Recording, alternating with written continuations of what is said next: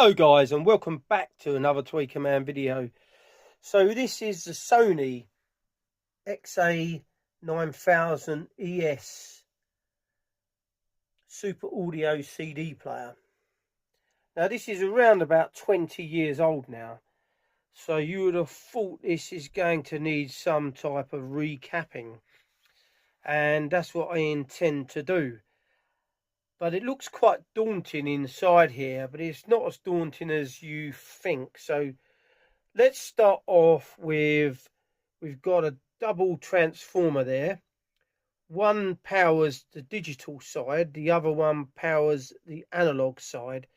So in front of us here, this is our digital part, which is the DAC on top there with the clock and built in.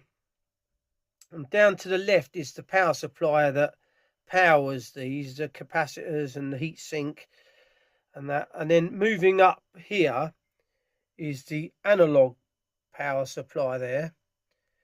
So we've got 3 boards here, but we haven't really got to touch those because these are for multi-channel. So as I don't use this for multi-channel, I'm only interested in the board at the bottom there. So the board at the bottom runs from the front to the back, but in able to get to that, we'll have to remove these 3 boards as well.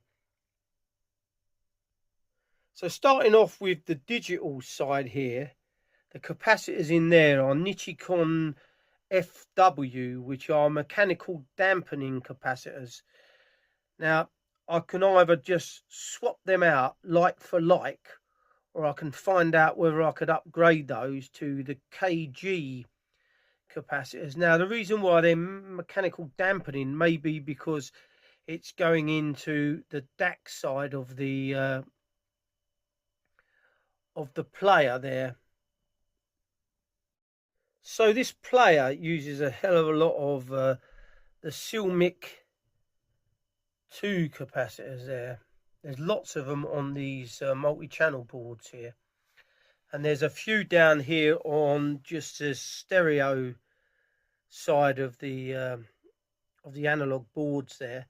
There's also some Nichicon fine golds down there. Now you know that I'm a bit of a lover of the Audio Note Kaisa capacitors, so I think I'd be looking to use those on this stereo board.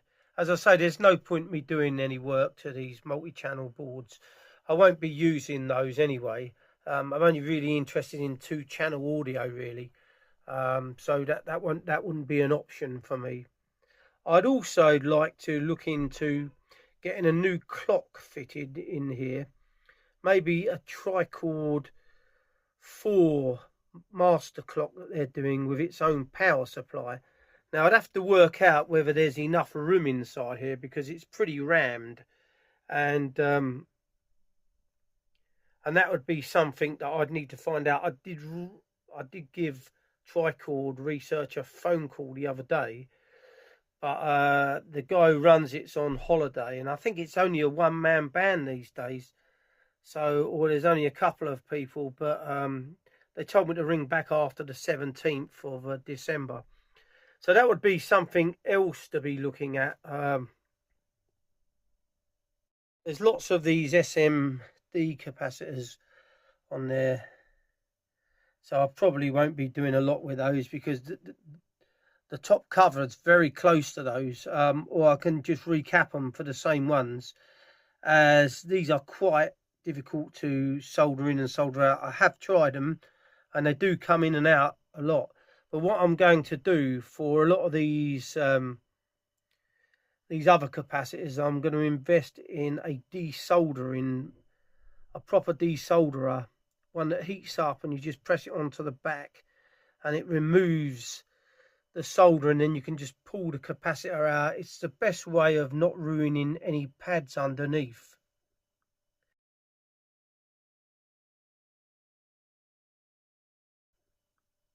So these 3 green electrolytics there, they are Panasonic X Pro capacitors. So I'd have to look into those as well.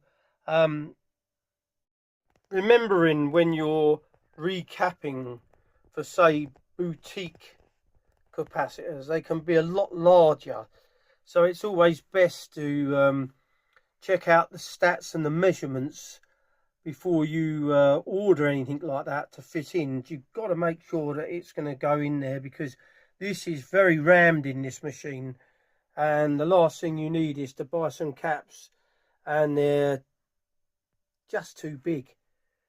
So that's one thing I would be doing. So the reason why I'd be recapping this machine is because over a period of years, these electrolytic capacitors tend to dry out a bit and they lose their sonic performance, and we don't need that. We want to recap it back so it's either better than new or it's back to how it was when it was purchased. So it's only a quick video today. I just wanted to give you an insight on what's going to be coming up, and I would also be looking into trying to purchase a new laser for this machine before I do any of the other work, because I find this machine slow loads sometimes, and I'll put a disc in there and it's really slow at reading it at first. Sometimes it takes 20 or 30 seconds before it comes on.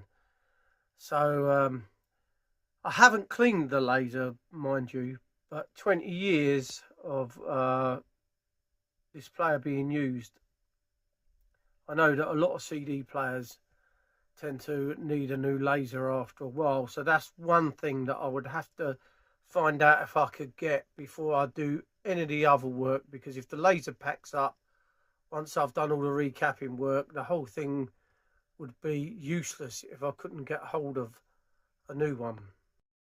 So thanks for watching another Tweaker Man video. If you're new to the channel, don't forget to subscribe. Don't forget to give this video a like. Don't forget to press that notification bell so you're notified each time I upload a new video.